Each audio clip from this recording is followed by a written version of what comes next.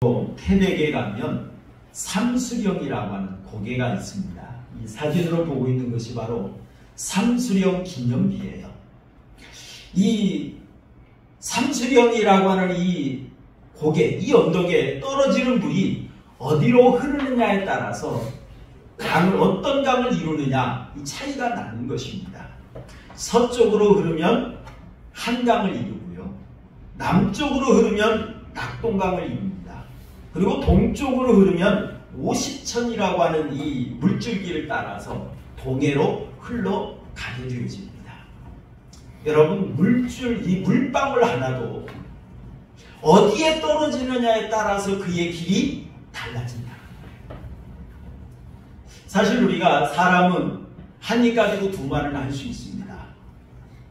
참 거짓된 우리의 본성 때문이지요.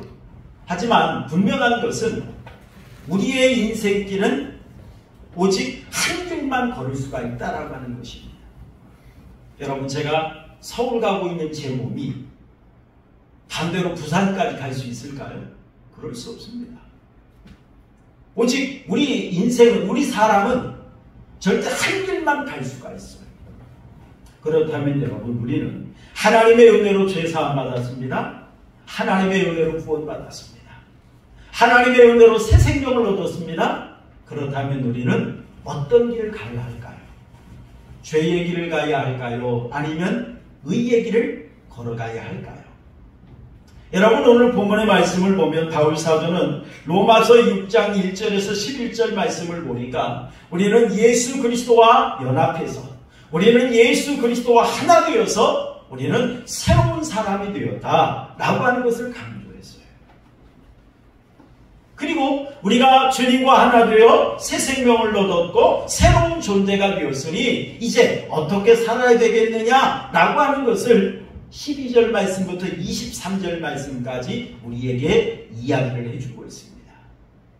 저는 이 본문의 말씀을 통해서 하나님께서 우리 성도들이 하나님의 백성답게 살도록 하기 위해서 베풀어 주신 은혜를 본문을 통해 발견할 수가 있었습니다. 여러분, 하나님께서 하나님의 백성들이 하나님의 백성답게 살도록 하기 위해서 어떤 은혜를 주셨을까요? 하나님께서는요, 우리를 죄로부터 해방되어서 의의 종으로 살아갈 수 있는 은혜를 베풀어 주셨다는 겁니다. 여러분, 13절 한번 읽어볼까요? 13절 말씀 함께 보겠습니다. 시작. 또한 너희 지체를 불의의 무기로 죄에게 내주지 말고 오직 너희 자신을 죽은 자 가운데서 다시 살아난 자 같이 하나님께 드리며 너희 지체를 의의 무기로 하나님께 드리라 라고 말씀드렸어요. 우리가 전에는 죄의 종이었습니다. 우리가 전에는 불의를 이루는 그런 사람이었습니다. 그러나 예수님의 은혜로 예수님과 우리가 함께 세례를 받고 예수님과 우리가 접붙임으로 인하여 우리는 이제 새로운 존재가 되었어요. 하나님의 사람이 되었어요. 자, 그렇다면 하나님의 사람이 된 사람은 어떤 삶을 살아야겠느냐 라고 하는 걸 이야기하는데요. 너희 지체를 불의의 무기로 죄에게 내주지 말고 라고 말했어요. 여러분, 여기서 불의라고 하는 것은 부정한 악한 그런 뜻이지요. 무기, 여러분, 여기 무기라고 하는 것은 우리가 옛날 개혁 성경에 보면 병기로 이렇게 해석이 되었습니다. 병기라고 하는 것은 군사가 적과 싸울 때 사용하는 이 무기죠. 적을 해치는 무기. 그러므로 이 무기는 강력한 것입니다. 전에는 우리가 죄의 종이 되어서 죄악 가운데 살면서 불의를 이루는 그러한 무기로 우리가 삶을 살았다고 한다면 이제는 너희 지체를 의의 무기로 하나님께 드리라 라고 말했어요. 드리라. 의를 이루는, 하나님의 뜻을 이루는, 하나님의 역사를 나타내는 그러한 무기가 되어라 라고 하는 말입니다. 그런데 여러분, 오늘 13절에서 우리가 주의 깊게 한번 살펴봐야 될 한 단어가 있습니다. 그것이 뭐냐면 내주다 그리고 드리다 라고 하는 이 말입니다. 이 내주다, 드리다라고 하는 이 말은 같은 말입니다. 어떤 뜻이냐면은 이 드리다, 내주다라고 하는 것은 바치다, 어떤 처분에 맡기다, 그런 뜻이 담겨있는 그런 말입니다. 다시 말하면 어떤 주체에게 나의 모든 것을 원하는 대로 할 수 있도록 맡기는 거예요. 나의 모든 것을 어떤 주체에게 마음대로 행할 수 있도록 내가 바치는 거예요. 그런 뜻입니다. 전에는 우리가 죄의 종이 되어서 악을 이루는 그러한 무기로 우리가 사탄에게 바쳐진 존재가 되었었어요. 그러나 이제 예수님과 하나됨으로 인하여 우리가 이제 새로운 존재가 되었습니다. 그러므로 이제 하나님의 의를 이루는 그러한 존재로 하나님께 온전히 맡겨라, 그런 거예요. 여기에 하나님의 마음이 담겨있는 것 같아요. 우리를 향한 하나님의 마음. 정말 성도들이 불의를 이루는 그러한 무기로 살지 아니하고 의를 이루는 하나님의 사람으로 살기를 하나님은 간절히 기대하고 있다는 걸 여기서 우리는 발견해 볼 수가 있습니다. 그리고 여러분 14절 우리 한번 읽어볼까요? 14절 말씀 함께 봅니다. 시작. 죄가 너희를 주장하지 못하리니 이는 너희가 법 아래 있지 아니하고 은혜 아래에 있음이라 라고 말했어요.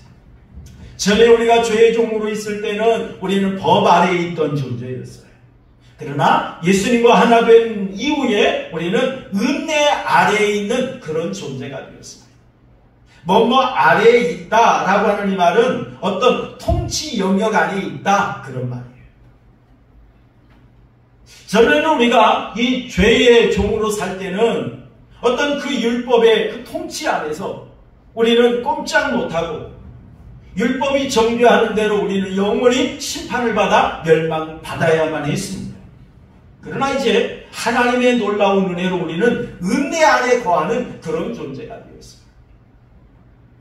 사실 여러분, 율법이 하는 역할이 뭡니까? 죄가 드러나게 하는 역할이죠. 이것이 죄라고 하는 걸 알려주는 거예요.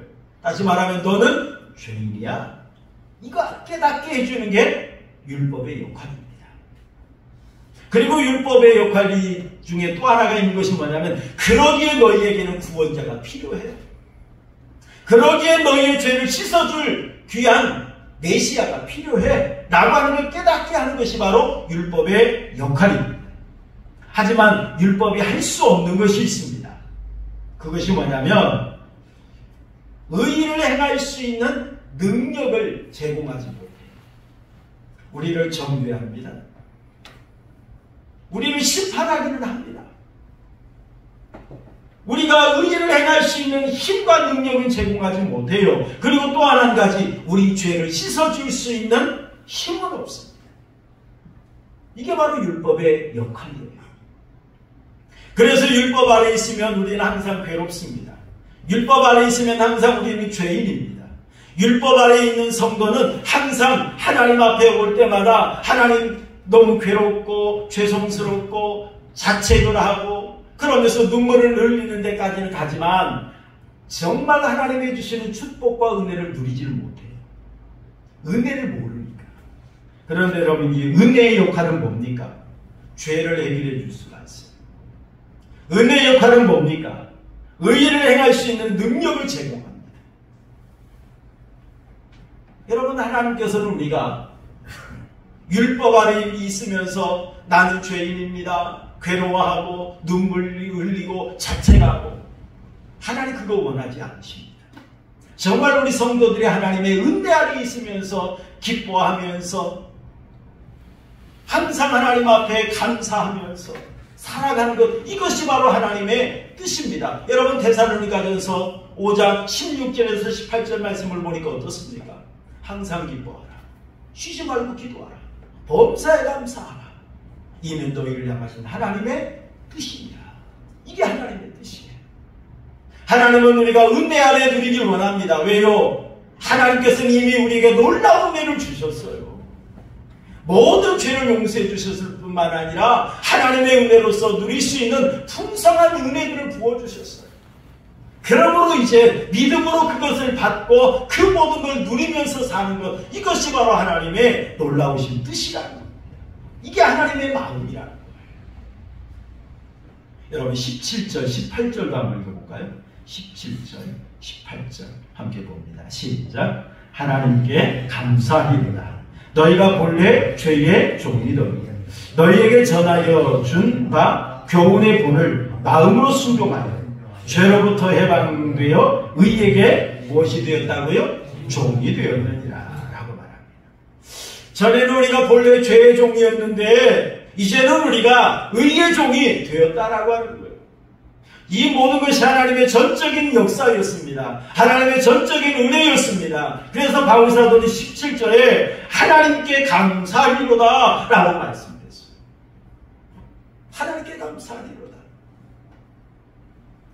너희에게 전하여 준 바 교훈의 본을 마음으로 순종하여. 여러분, 교훈의 본, 여러분 어떤 옛날 우리나라에 보면 금형을 많이 만들었어요. 이 금형이라고 하는 것이 뭐냐면 어떤 플라스틱이나 어떤 것을 이렇게 액체를 부어 넣어서 어떤 모양을 만들기 위한 한 틀입니다. 우리 공사하시는 분들이 좀 많이 사용하는 거푸집이라는 것이 있잖아요. 어떤 형틀을 만들고 거기에다가 콘크리트나 어떤 플라스틱이나 어떤 액체를 부어 넣어요. 그럼 이제 그게 굳어지면서 한 모양을 이루는 거죠. 그것이 본이에요. 그게 형틀입니다. 여러분, 하나님께서는 우리에게 예수 그리스도라고 하는 교훈의 본을 허락해 주셨어요. 교훈의 본을 허락해 주셨어요. 그래서 예수 그리스도의 은혜로 죄사함 받고 예수 그리스도를 우리가 닮아가면서 이제는 의의 종으로 살 수 있는 은혜를 우리에게 허락해 주셨다라고 하는 것을 말씀하고 있는 걸 볼 수가 있어요. 여기에서도 바울은 하나의 비유를 사용했습니다. 어떤 비유를 사용했느냐면 종의 비유를 통해서 말씀하고 있어요. 왜냐하면 바울이 사역하던 그 당시에 로마에는 인구의 3분의 1이 자유인이었다고 합니다. 그리고 3분의 2가 노예였다고 해요. 3분의 2가. 그러니 인구 태반이 노예였죠. 그러다 보니까 노예의 삶이 어떤 삶인지를 모든 사람들이 잘 알고 있어요. 그래서 그러한 종의 비유를 통해서 이 바울은 하나님께서 우리에게 주신 은혜가 무엇인지를 깨닫게 하기 위해서 말씀하고 있는 걸 볼 수가 있습니다. 여러분, 노예는 절대적으로 주인에게 순종해야만 하는 존재입니다. 주인 앞에는 자기 것이 있을 수 없어요. 주인 앞에는 자기 생각이나 자기 주장이 있을 수가 없어요. 주인이 시키는 대로 행할 따름입니다. 그런데 이런 노예에는 매매가 가능했습니다. 매매가 가능했어요. 예전에 이 주인에게 팔려가서 주인의 뜻대로 살던 이 노예가 이제 매매가 되었습니다. 새로운 주인을 만났어요. 그러면 이제는 전에 주인의 뜻을 따를 필요가 없어요. 새로운 주인을 만났으면 새로운 주인이 지시하는 대로, 새로운 주인이 시키는 대로만 하면 되는 겁니다. 이게 노예의 삶입니다. 여러분, 그런 것처럼 성도가 전에는 죄의 종으로 살았어요. 사탄의 노예가 되어서 사탄이 시키는 대로, 사탄의 뜻을 따라서 그렇게 살아야만 했던 죄의 종이었어요. 그러나 이제 예수 그리스도의 은혜로 우리의 죄값을 지불하고 우리를 구원해 주셨습니다. 예수님의 피값으로 우리를 사시고 구원해 주셨어요. 그래서 이제는 우리가 매매가 되었습니다. 이제는 하나님의 백성이 되었습니다. 그러므로 우리 이제 누구 뜻을 따라 살아야 됩니까? 하나님의 뜻을 따라 살아가면 되는 것입니다. 왜요? 주인이 바뀌었거든요. 주인이 바뀐 거예요. 새로운 주인의 뜻을 따라서 살아가는 것, 이것이 바로 은혜 받은 자의 모습이다. 그런 말입니다. 여러분, 사탄은 우리를 유혹하는데요. 사탄은 우리를 유혹하는 방법 중에 한 가지가 뭐냐면 주인이 누군지를 착각하게 만든다. 주인이 누군지를 착각하게 하고요. 주인의 뜻을 따르지 않게 하는 것이 바로 사탄이 하는 역사입니다. 여러분, 그래서 죄 중에 죄, 죄를 여러 가지 말로 표현하죠. 관역에서 빗나갔다. 그런 뜻이 담겨있는, 이게 바로 죄라고 하는 뜻인데요. 이 죄를 또 다른 말로 표현해 보면요, 주인을 잘못 섬기는 것이 죄입니다. 여러분, 성경에 보면 사탄이 하와를 유혹할 때 어떤 방법을 사용했습니까? 이 하와를 유혹할 때 이 사탄이 사용했던 방법이 있습니다. 너희가 그것을 먹는 날에는 너희 하나님, 너희 눈이 밝아져서 하나님과 같이 되어서 선악을 알게 할 줄 하나님이 아셨기 때문에 너희에게 먹지 말라고 하는 것이다. 그러면서 하와를 유혹했습니다. 그 말을 듣고 하와가 선악과를 보니까 먹음직도 하고 보암직도 하고 지혜롭게 할 만큼 탐스럽기도 했어요. 정말 이걸 먹으면 하나님같이 될까? 그런 생각을 가지니까 얼마나 더 먹고 싶었겠어요. 그래서 그걸 따먹고 말았습니다. 그걸 따먹었다라고 하는 것은 뭐예요? 내가 하나님의 자녀인 거야. 나의 주인은 하나님이 아니라 이제 내가 나의 주인이 될 거야. 그러한 뜻으로 선악과를 따먹는 겁니다. 미국에 보면, 또한 캐나다, 미국 이런 곳에 보면 사탄교라고 하는 종교가 있다고 합니다. 이 사탄교에 보면, 사탄교에는 그 종교의 경전이 있잖아요. 그것을 사탄경이라 이렇게 부른다고 하는데, 이 사탄경의 첫 번째 나오는 글이 어떤 것이냐면, 여러분 자신이 주인이다. 그런 글이 담겨 있다라고 하는 것입니다. 사탄은 아담과 하와 때부터 지금까지 우리를 유혹하는데, 하나님으로 너희의 주인 삼지 말고 네가 너의 주인이 되어라. 그렇게 우리를 유혹하고 있는 겁니다. 여러분, 세상 사람들의 모든 관점은 뭡니까? 자기잖아요. 내가 잘 돼야 되고, 내가 성공해야 되고, 내가 기뻐해야 되고, 내가 행복해야 되고. 그러면서 항상 모든 것이 자기에게 집중되어 있잖아요. 내가 죽으면 다 끝나는 거야. 이 세상도 다 끝나는 것처럼, 자기 하나 죽으면 다 끝나는 것처럼 그렇게 이야기합니다. 사탄이 주는 마음이에요. 언제나 항상 자기 중심이에요. 그런데 우리 하나님의 역사는, 우리 하나님의 뜻은 어디입니까? 자기 중심이 아니죠. 하나님 중심이고 이웃 중심이고 그런 걸 보지 않습니까? 여러분, 우리 인간 스스로에게는 언제나 자기가 주인이 되고 싶은 그런 욕망이 있어요. 내가 항상 주인공이 되고 싶잖아요. 내가 항상 인정받고 싶고, 내가 사랑받고 싶고, 내가 높아지길 원하고, 이런 본성이 우리의 마음속에 있습니다. 여러분, 우리는 이런 죄악과 우리는 싸워야 됩니다. 왜요? 사탄이 주는 마음이거든요. 사탄이 주는 마음입니다. 사실 여러분, 우리 나라를 비롯하여 모든 단체를 보면 여러분, 무능한 지도자가 나라를 이끌거나 단체를 이끌면 그 나라나 단체는 어떻게 됩니까? 약해질 수밖에 없어요. 결국에는 망할 수도 있어요. 여러분, 저는 자동차를 30년 넘게 운전한 사람입니다. 군대에서 운전병을 했어요. 그래서 자동차를 정확히는 모르지만 그래도 잘 아는 편입니다. 그래서 자동차를 제가 잘 운전하고 다닙니다. 그런데 저는요, 비행기를 몇 번 타보지도 못한 사람입니다. 비행기 조종실에 들어가 보지도 못했어요. 그럼 제가 비행기를 조종하면 어떻게 될까요? 100% 사고 납니다. 100% 사고 납니다. 왜요? 제가 모르니까. 아무것도 모르는 제가 비행기의 조종관에 앉는다. 이것은 내가 비행기의 주인이 된다는 거예요. 여러분, 자그마한 비행기 하나를 운항함에 있어서도 아무것도 모르는 사람이 그 조종석에 앉으면 그 비행기는 사고 날 수밖에 없어요. 그렇다면 여러분, 정말 우리 삶을 살아갈 때 우리 인생을 책임질 이 주인이 누가 돼야 되겠습니까? 사실 우리가 능력이 있는 것 같지요. 우리가 똑똑한 것 같아요. 하지만 어떻습니까? 우리는 참 무지합니다. 한치 앞길을 모르잖아요. 한치 앞길을 모르는 그게 우리 인생 아닙니까? 그런 내가 어떻게 나의 인생의 주인이 될 수 있겠어요? 내가 나의 주인이 되어진다고 한다면 내 인생은 망할 수밖에 없습니다. 하나님께서 그런 나에게 놀라운 은혜를 주셨는데 하나님이 나의 주인이 되어주셨다는 사실입니다.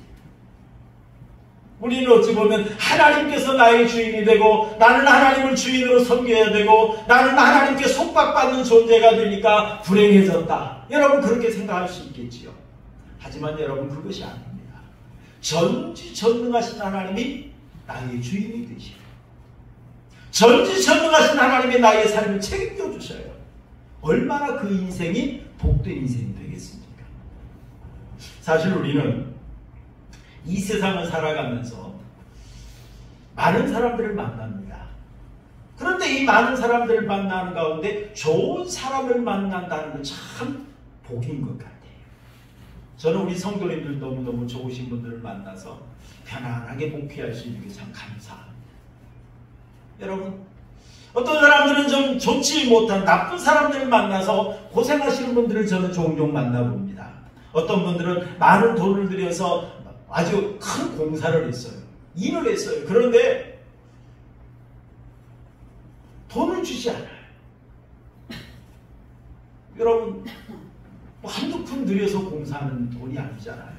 때로는 뭐 1,000만 원도 되겠습니다만 몇억, 몇십억 들여서 공사를 하면 그 대금을 받아야 인건비도 주고 먹고 살기도 하고 그렇지 않습니까? 그런데 시작할 때는 주겠다고 약속을 해요. 주지 않습니다. 그러면 어떻습니까? 한 가정을 파탄내는 거예요. 한 가정을 파탄내는 거예요. 심지어 요즘에 자살하시는 분들 종종 있잖아요. 한 인생을 망쳐버리는 거예요. 여러분, 이렇게 나쁜 사람 하나 만나는 것이 얼마나 참 힘든 일인지 몰라요.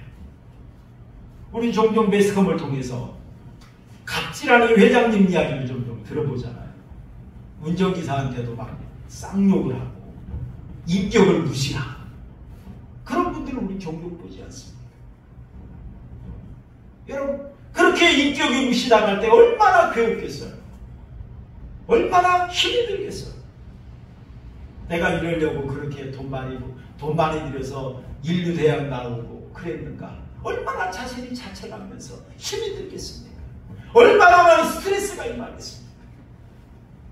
여러분, 이렇게 사람 하나 여러분 참 좋은 사람 만난다라고 하는 건 너무너무 참 중요한 것 같아요. 여러분, 노예가 좋은 주인을 만나는 것 얼마나 큰 복이겠습니까? 자기의 모든 걸 주관하는 주인이 나쁜 사람이 아니라 좋은 사람이 된다는 것 얼마나 복이겠어요? 그렇다면 여러분, 우리 인생을 정말 우리의 육신뿐만 아니라 우리 영혼까지 책임져주는 좋은 주인을 만난다는 것, 여러분 이거 얼마나 귀한 복이겠습니까? 사랑하는 성도 여러분, 우리가 하나님을 믿기 전에는 사탄의 노예가 되어 살았습니다. 우리가 예수 믿기 전에는 사탄의 노예가 되어서 부끄럽고 악한 열매를 맺으며 살 수밖에 없었습니다. 그리고 사탄과 함께 영원한 지옥 형벌에 떨어져야만 했던 그런 존재였습니다. 그런데 하나님께서 우리에게 하나님의 은혜로 우리의 죄를 사해 주시고 하나님의 자녀가 될 수 있는 은혜를 주셨어요. 또한 하나님의 은혜 가운데 우리가 아름다운 열매, 성령의 9가지 열매를 맺으면서 살 수 있게 하셨어요. 이제는 우리가 하나님 나라에서 영원히 영생을 누릴 수 있는 특권을 허락해 주셨어요. 여러분, 그리고 하나님의 귀한 뜻을 이룰 수 있는 하나님의 일꾼까지 되게 하셨어요. 여러분, 이것이 얼마나 귀한 일입니까? 사랑하는 성도 여러분, 하나님께서 우리에게 이렇게 귀한 은혜 주셨음을 여러분 믿으시고 이제는 불의의 무기가 아니라 정말 의의 무기가 되어지고 죄의 종이 아니라 하나님 앞에 의의 종으로 살아가는 우리 성도님들의 삶이 되시기를 주님의 이름으로 축원합니다. 여러분 우리가 이렇게 귀한 복을 받았어요. 그렇다면 여러분 우리가 의의 종으로 어떤 삶을 살아야 할까요? 간략하게 우리 말씀을 생각해 보면 여러분 12절 우리 함께 보겠습니다. 12절 함께 봅니다. 시작. 그러므로 너희는 죄가 너희 죽을 몸을 지배하지 못하게 하여 몸의 사욕에 순종하지 말고 라고 말했어요. 여러분 우리가 하나님 앞에 의의 종으로 부름받는 사람은 죄를 멀리해야 돼요. 사실 바울사도가 5장에서도 말씀을 했고 6장에서도 말씀을 했습니다만 우리가 은혜를 더하게 하려고 더 큰 죄를 짓겠느냐? 그랬잖아요. 여러분 죄가 큰 만큼 더 큰 은혜가 임할 수밖에 없어요. 왜요? 그 죄를 해결하기 위해서. 그렇다면 더 큰 은혜를 받기 위해서 우리가 더 큰 죄를 짓는 것 이것이 합당하겠느냐는 거죠. 그럴 수 없느니라. 그랬던 것처럼 여러분 은혜 받았으면 이제 의의 종이 되었으면 우리는 죄를 멀리해야 됩니다. 죄를 멀리해야 됩니다. 여러분 16절도 한번 보겠습니다. 16절 시작. 너희 자신을 종으로 내주어 누구에게 순종하든지 그 순종함을 받는 자의 종이 되는 줄 너희가 알지 못하느냐. 혹은 죄의 종으로 사망에 이르고 혹은 순종의 종으로 의에 이르느니라 라고 말을 했어요. 여러분 우리가 종이 된다라고 하는 것은 그에게 모든 걸 내주는 거예요. 내주는 거입니다. 여러분 사탄은 처음에는 우리에게 종으로 들어와서 우리를 섬기는 척합니다. 나를 위해 주는 척합니다. 자, 그런데 여러분 우리를 위해 주는 척하면서 사용하는 방법이 뭡니까? 죄의 방법이에요. 불의의 방법이에요. 악한 방법이에요. 그걸 통해서 세상의 유익을 얻게 합니다. 하지만 일단 사탄에게 발목이 잡히면 어떻게 합니까? 그걸 볼모로 삼아서 결국에 우리 왕이 되어버리고 말아요. 결국에는 우리를 멸망하게 만듭니다. 이것이 바로 여러분 사탄이 사용하는 방법입니다.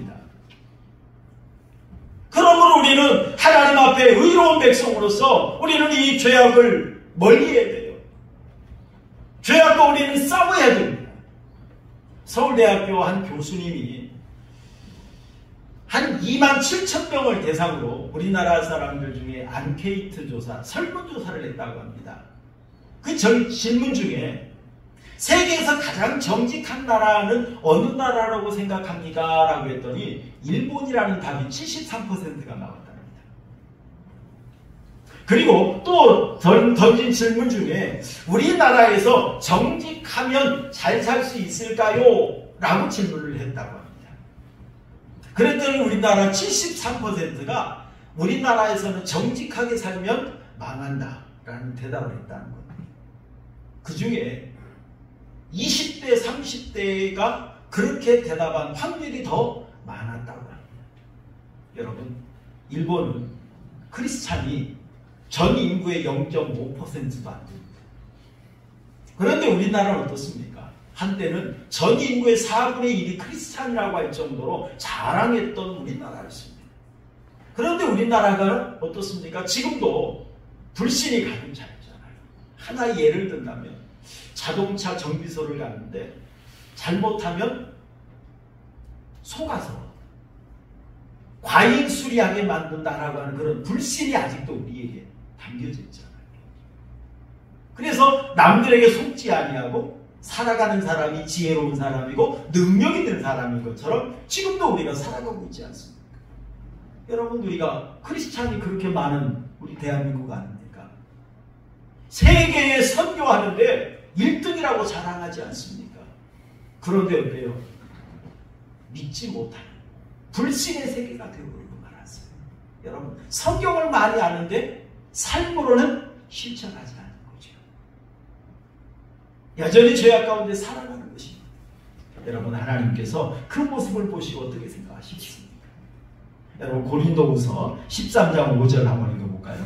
고린도후서 13장 5절 시작. 너희는 믿음 안에 있는가? 너희 자신을 뭐하고? 시험하고 너희 자신을 뭐하라고요? 확증하라.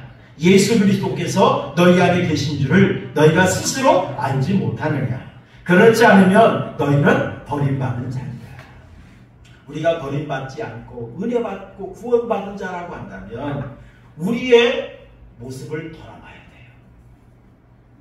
내가 얼마나 죄를 멀리하고 있는가 돌아봐야 돼요. 그래서 여러분, 의의 종으로 살아가는 사람은 죄를 멀리합니다. 그리고 의의 종으로 살아가는 사람은 하나님께 나 자신의 모든 것을 의의 무기로 내어드립니다. 여러분, 에베소서 6장 11절 우리 한번 읽어볼까요? 12절까지 함께 보겠습니다. 에베소서 6장 11절 12절 시작. 마귀의 관계를 능히 대적하기 위하여 하나님의 무엇을 입으라? 전신갑주를 입으라. 우리의 씨름은 혈과 육을 상대하는 것이 아니요 통치자들과 권세들과 이 어둠의 세상 주관자들과 하늘에 있는 악의 영들을 상대합니다 라고 말했습니다. 우리의 싸움은 영적 싸움입니다. 내 힘으로 안 돼요. 그렇기 때문에 우리는 하나님의 전신갑주를 입어야 합니다. 하나님의 은혜로 무장을 해야 됩니다. 여러분, 에베소 교회도 참 사랑이 있는 그런 교회였어요. 칭찬이 있는 그런 교회였어요. 그런데 이 교회도 사실은 문제점이 있었어요. 여러분, 에베소서 4장 25절 보니까 그런즉 거짓을 버리고 각각 이웃과 더불어 참된 것을 말하라. 이는 우리가 서로 지체가 되리라 라고 말했어요. 우리 성도들이 거짓말하지 않는 거, 그건 당연한 거예요. 우리가 진실하게 참되게 살아가는 거 당연한 것입니다. 여러분, 하지만 거기에 그쳐서는 안 됩니다. 우리 에베소서 4장 28절 한번 읽어볼까요? 28절 함께 봅니다. 시작. 도둑질하는 자는 다시 도둑질하지 말고 돌이켜 가난한 자에게 구제할 수 있도록 자기 손으로 수고하여 선한 일을 하라 라고 말했어요. 여러분, 도둑질하지 않는 자가 도둑질하던 자가 도둑질하지 않는 것만도 어찌 보면 참 감사한 일이에요. 감지덕지한 일입니다. 하지만 여러분, 거기서 그쳐서는 안 됩니다. 왜요? 또 가난해지면, 또 배고프면, 또 헐벗으면 또 도둑질할 거잖아요. 그렇기 때문에 도둑질하지 않는 것에 그쳐서는 안 돼요. 그래서 바울사도는 말합니다. 돌이켜 가난한 자에게 구제할 수 있도록 자기 손으로 수고하라 라고 말을 해요. 이제 도둑질하지 않는 것에 그쳐서는 안 되고요. 이제는 내가 힘써 수고하면서 일을 해야 됩니다. 그래서 스스로 자기 의식주를 해결해야 돼요. 그래야 도둑질하지 않아요. 그리고 거기에서 그쳐서는 안 됩니다. 이제는 남을 구제할 수 있는 데까지 가야 된다. 여러분, 우리가 나는 이 정도면 먹고 살만해. 여러분, 거기에 만족해서는 안 됩니다. 우리가 남을 구제하려면 내가 먹고 사용하는 그것에서 좀 남아야 돼요. 그래야 좀 구제할 수가 있잖아요. 그러려면 우리가 성실해야 됩니다. 신실해야 됩니다. 부지런히 일해야 됩니다. 여러분, 믿음의 사람이 어떤 자기 생업이나 자기 일에 나태하면 안 되는 그것 자체가 죄예요. 신실해야 돼요. 어디 가서 뭘 하든지 우리는 성실하게 부지런히 해야 됩니다. 그래서 우리 믿음의 사람들은 좀 잘 살아야 될 필요가 있습니다. 뭐 다 잘 살 필요는 그건 알겠습니다만, 굳이 하려면, 선한 일을 하려면 내가 가지고 있어야 되잖아요. 그래야 우리가 선한 일을 할 수 있는 거예요. 그것이 바로 여러분, 의의 무기가 되기 위해서는 부지런히 해야 된다는 거예요. 바울 사도는 말하고 있는 걸 볼 수가 있습니다. 여러분, 우리 성도들이 의의 무기가 되기 위해서는 또 한 가지 기억해야 될 것이 있습니다. 성결해야 돼요. 깨끗해야 돼요. 그래서 여러분, 데살로니가전서 4장 3절 보니까 하나님의 뜻은 이것이니 너희의 거룩함이라. 우리가 거룩해야 하나님의 일을 할 수 있어요. 레위기서 11장 45절 말씀을 보니까 내가 거룩하니 너희도 거룩할지어다 말씀하셨잖아요. 여러분, 우리 성결하기 위해서 하나님 앞에 의의 종으로 살며 의의 무기가 되어 하나님 앞에 영광 돌리기 위해서는 우리가 성실해야 돼요. 부지런해야 돼요. 힘을 다해야 돼요. 사랑하는 성도 여러분, 하나님의 은혜로 죄의 종이었던 우리가 의의 종이 되었습니다. 하나님의 은혜로 불의의 무기였던 우리가 의의 무기가 되었습니다. 부끄럽고 악한 열매를 맺던 우리가 이제는 아름다운 성령의 열매를 맺는 자가 되었습니다. 멸망의 길을 걷던 우리가 영생의 길을 걷게 되었습니다. 이 모든 것이 전적인 하나님의 은혜의 역사였습니다. 하나님께서 우리에게 이 귀한 은혜를 주셨어요. 그러므로 여러분, 이제는 이러한 하나님을 나의 주인으로 모시고 하나님의 뜻을 따라서 하나님의 영광을 위해서 하나님의 목적을 위해서 의의 종으로 살아가는, 의의 무기로 살아가는 우리 성도님들의 삶이 되시기를 주님의 이름으로 축원합니다.